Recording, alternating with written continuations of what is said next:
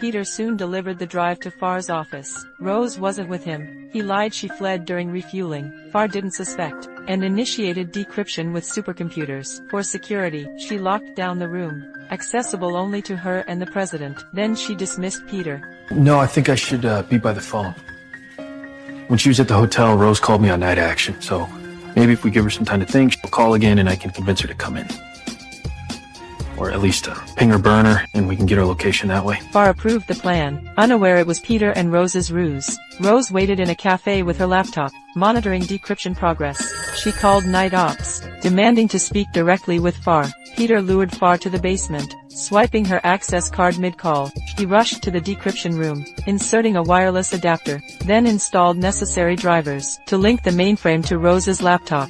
The decryption completed just then. Rose kept Farr distracted while downloading the files. Mid-download, 2 cops entered the cafe. She hung up to avoid suspicion. Alerted, Peter rushed to reset the chair, but as he left, Farr approached the door. She turned back realizing she'd forgotten her access card. Peter took an alternate route back, then slid the card under some files. I thought we were in the clear, but just as Farr returned to the server room, he found the decrypted drive completely empty. After Rose downloaded the files, she remotely wiped data from the server room. Farr immediately grew suspicious. She found the wireless dongle Pete left in his haste. Furious, she stormed down to the basement without explanation. It's empty, the hard drive.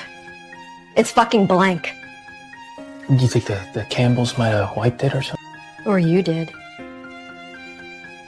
Found this on the air gap. Caught red-handed, Pete dropped all pretenses. He confronted her about the morning's assassins. I only called you, Farr. You're the only leak possible. Farr's expression shifted. At the accusation, she summoned a passing technician, screened my phone for spyware, then revealed classified intel. Rose's relatives were investigating last year's subway bombing for the president. They found anomalies suggesting the bomber came from within the White House. The traitor's identity remains unknown, but infiltrating the chief of staff's phone implies high-level access. Convinced by Farr's candor, Pete chose to trust her again. They found Rose and explained her relative's true fate. Rose refused to surrender the drive, insisting on investigating the bombing herself. Before their arrival, Rose had found clues in the drive's data. A faint watermark on blueprints led her to enhance the contrast, revealing a construction firm's address. With Farr's approval, they drove to the company's location. The address led them deeper into rural isolation. Through dense woodland they drove, arriving at a secluded cabin. Though suspicious, they knocked on the weathered door.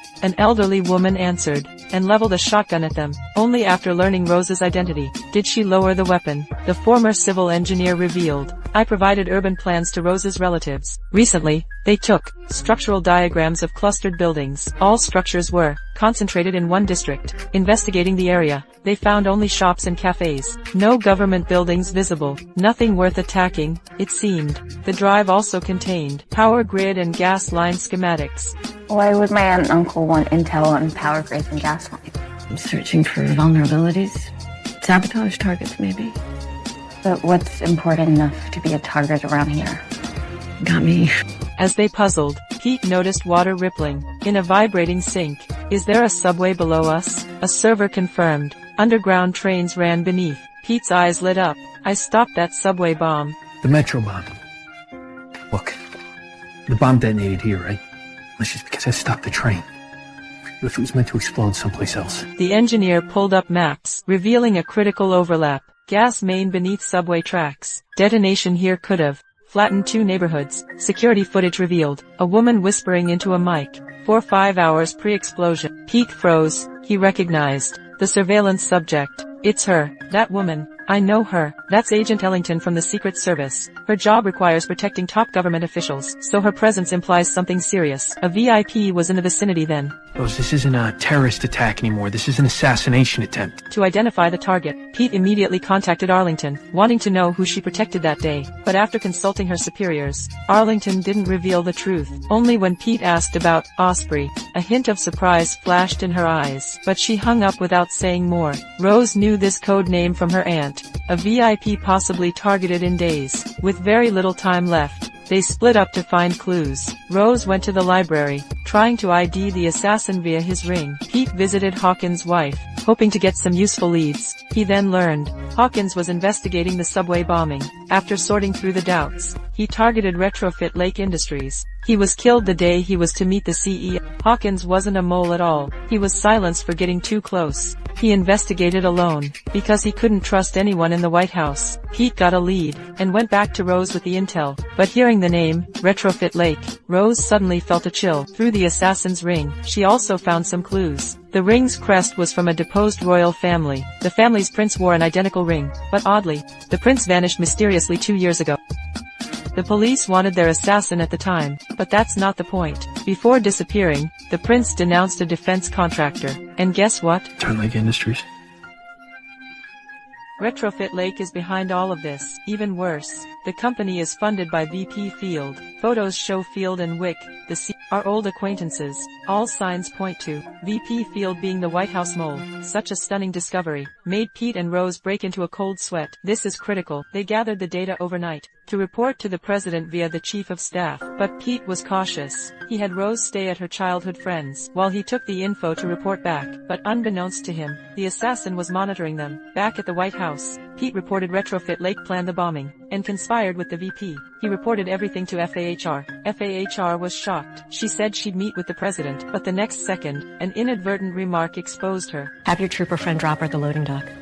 Pete froze. He never revealed Rose's location, but she knew she was at her friend's. FAHR is Field's accomplice. While she was gone, Pete told Rose to evacuate and meet him at the docks. FAHR was also contacting Wick, telling him Rose must be eliminated. After the call, she dropped the act, ready to arrest Pete. But unexpectedly, Pete had already fled. But when swiping his card, he found his access was revoked. Looking for another exit, a colleague walked in. Pete got an idea. He knocked over his files, stealing his access card in the chaos. But he was spotted in the basement. Someone!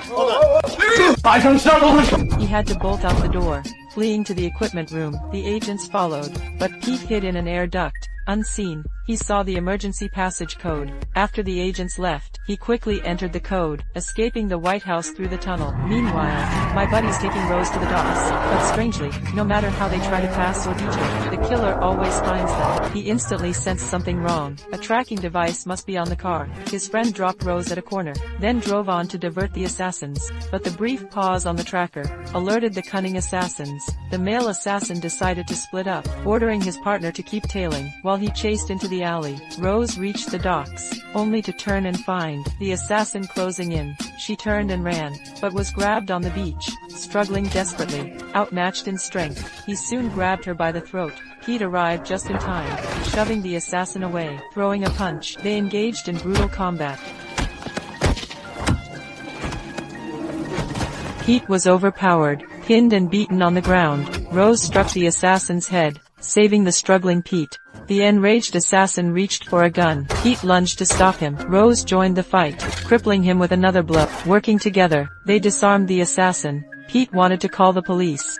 He killed my aunt and uncle! Fucking shoot him! It's not up to us, Rose, I can't! The assassin taunted them, graphically describing the murders. Rose's rage grew. Charging with a log, she was thrown down. Pete's gun clicked empty. The assassin drew a dagger, lunging at Rose. In desperation, Pete choked the assassin and sent him to his grave. The two took refuge in a prepared yacht, only to hear shocking news. That same night, VP's daughter Maddie was kidnapped. He publicly named a suspect, accusing Pete on live TV. Another scheme by Fall to discredit Pete preemptively and silence him from speaking to media, while mobilizing police for a nationwide manhunt.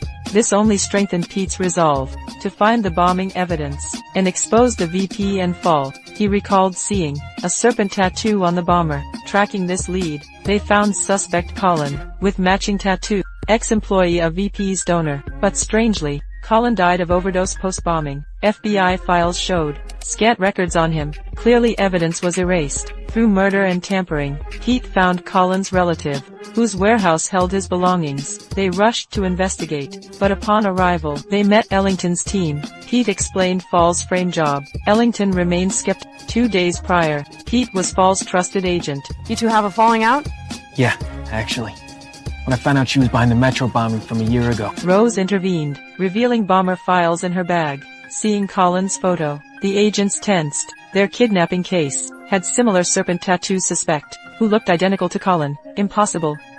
Pete insisted. Colin died a year ago. He goes by Mateo now, and we've talked to people who've seen him this week. The partner noticed. Colin's autopsy listed no tattoo. Birth certificate showed he had a twin brother. Okay, so they murdered the wrong twin then. So now the Metro Bomber's running around as his twin? How does this get us to Maddie? I don't know, but the one lead we haven't checked up on yet is that next to kin address that we pulled off the autopsy report.